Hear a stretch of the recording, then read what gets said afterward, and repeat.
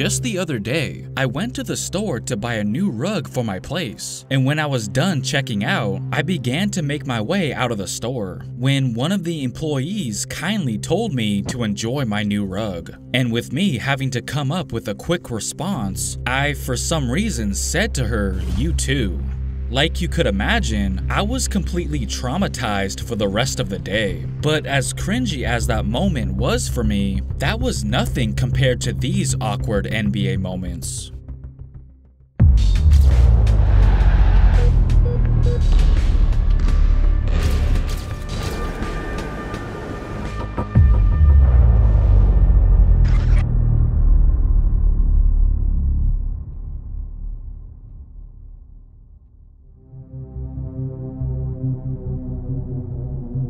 Whenever a player arrives late to a game, the fans usually welcome them with open arms. And it was no different when Kobe arrived late to a game on December 19th, 2003. They cheered for him as he made his way to the court. But if you recall, the reason he was late to the game was because he had just spent most of that day in the other type of court. And I'm sure you know what situation I'm talking about. That day, Kobe had to wake up extra early in the morning to fly to Eagle, Colorado for a full day in court, then had to quickly make his way back to LA just in time for him to play most of this game, which ironically just so happened to be against none other than the Denver Nuggets. I bring this game up because this was the game where Nicole Richie's infamous interview took place. If you didn't know, she is the daughter of singer Lionel Richie. And when Bill McDonald, who is one of the Lakers announcers, spotted her in the crowd, he decided to go up to her and ask her who her favorite Laker was. And let's just say that she ended up giving us a little too much information. You're a basketball fan? You got a favorite Laker? I love Kobe Bryant because I want him to have sex with me. Woo! Oh my gosh, let's go back. Back, please. McDonald was completely shocked by her answer. He definitely wasn't anticipating that. Woo! Oh my gosh, let's go back. I'm sure we can all agree that the timing wasn't really the greatest either, considering what Kobe was going through at that time. But at least there was a happy ending to that chaotic day. Kobe pops out. Kobe's going to go. Couple of left-handed dribbles. Has a look at it. The Lakers win! As always. When it comes to Sam Cassell, he is known by many for being one of the ugliest players in NBA history. I'm not saying he is, that's just what I've heard people say throughout the years, so don't get mad at me. In fact, if anything, you should actually get mad at this guy for bringing it up during an interview, right in front of Cassell's face, which made for a pretty awkward interview. He starts off by introducing Cassell as a Laker instead of what he actually was at the time, a Clipper. Here with two-time NBA champ, all-star, and point guard for your LA Lakers, Sam Cassell. Sam, how you doing? Can I try that again? I can't believe I just did that. Two-time NBA champ, all-star, and point guard for your LA Clippers. Sam, how you doing? Pretty good. He then, of course, goes on to bring up the ugly narrative. You've been featured in about 9 rap songs. Do you have a favorite? Well, in the Cassidy one, he says he's ugly like Sam Cassell. Does that bother you at all? Who's Cassidy? He's a rapper. I don't know. It was on your Wikipedia page. He isn't even anyone, right? I don't know. Who's Cassidy? He's a rapper. The line wasn't even "I'm ugly like Sam Cassell." It was actually "It'll get ugly like Sam Cassell." But same thing, I guess. Cassell then puts the reporter in his place. You know, you gotta watch what you say to guys. Like, some guys who said LA Lakers, they'd have walked away from you. They called you a bunch of assholes and don't never talk to them again. But me, I'm not like that. I can handle whatever you ask me, you know what I'm saying? For future references, just prepare yourself, all right? So you could literally handle any question? I'm trying to find a question that would be so obnoxious that would be unhandleable. You're not gonna make me obnoxious. You can't do it. You can't find it. What if I were to say, do you think you look more like E.T. or Gollum? What, am I supposed to get mad about that? Am I supposed to get mad about that? You can definitely tell that he tried to get a rise out of Cassell, but it didn't really work. So we gotta give him credit for keeping his composure. And as far as the reporter goes, he should consider himself lucky that he didn't get punched in the face right then and there. Another instance where it seemed like a reporter tried to get a certain reaction came right after Game 6 of the 2008 NBA Finals. Brian Scalabrini was at the mic following the Celtics winning the championship. A reporter tried to be funny by bringing attention to the fact that he didn't play a single minute during that 2008 Finals. I enjoyed the final so much, and this game was very great. But how is it for you, watching it from the sideline, not able to play even one little second in the finals? Is that hard?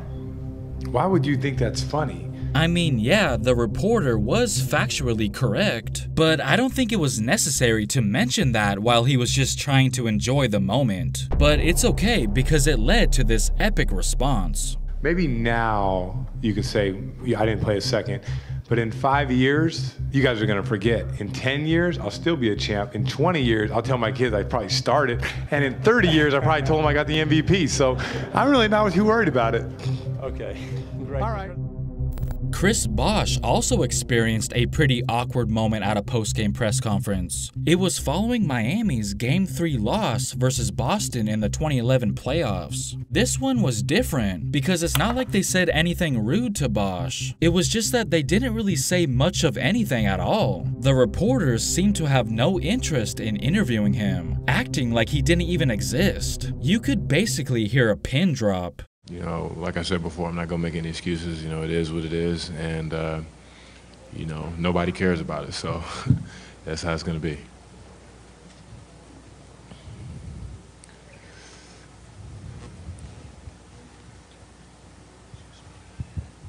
One reporter does manage to finally come up with a question, but it was just to break the awkward silence. Chris, how did you pinch your neck this morning? Huh? How did you pinch your neck this morning? I woke up. You woke up with a crick in your neck, or? Yeah, something like that, yeah. Okay.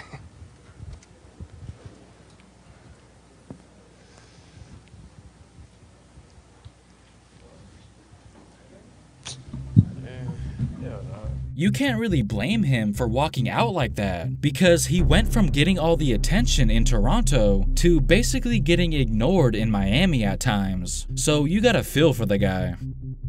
I'm sure we can all agree that this past 2022 Slam Dunk Contest didn't really feature a lot of great dunks, and they had no problem letting the winner of it, Obi Toppin, know about it. Dwayne Wade and Reggie Miller in particular had some chatter during the contest.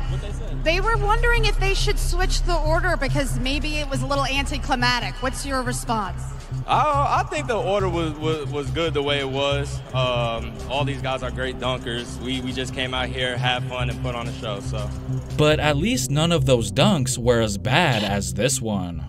I specifically remember watching this over and over again all the way back in 2007. This dunk contest, I believe, took place in Lithuania, as this guy brings out a girl as some sort of prop to help him with the dunk. To me, it looks like this guy had a little bit of a cocky demeanor, almost as if he was trying to say, watch this. But he ends up making a complete fool of himself.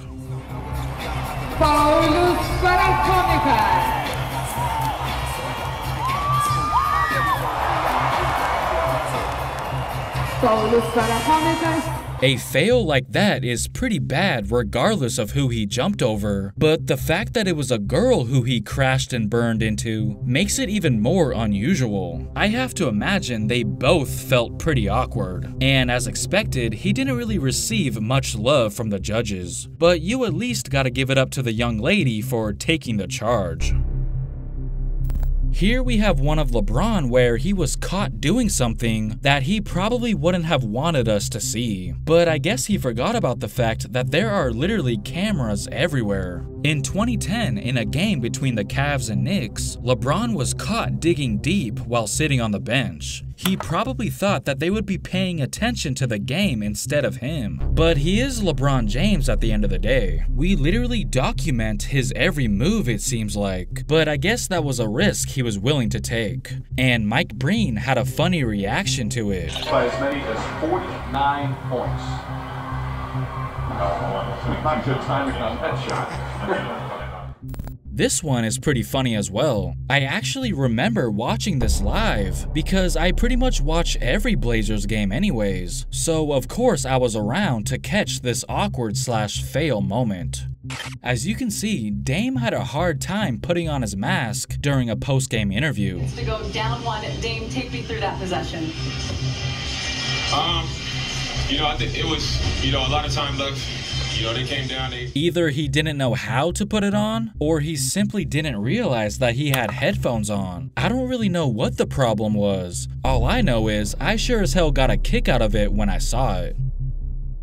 Sometimes Russell Westbrook is referred to as Westbrick. Skip says this all the time on purpose when talking about his bad performances. Ladies and gentlemen, for our daily ritual here on Undisputed, Russell Westbrick. But Derek Fisher, on the other hand, looked to have blurted it out on accident. AD's gonna have to score points in the paint off of Russell Westbrook.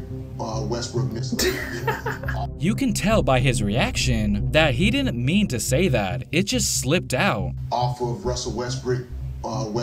But regardless, whether it was on purpose or not, it made for a great moment on live TV.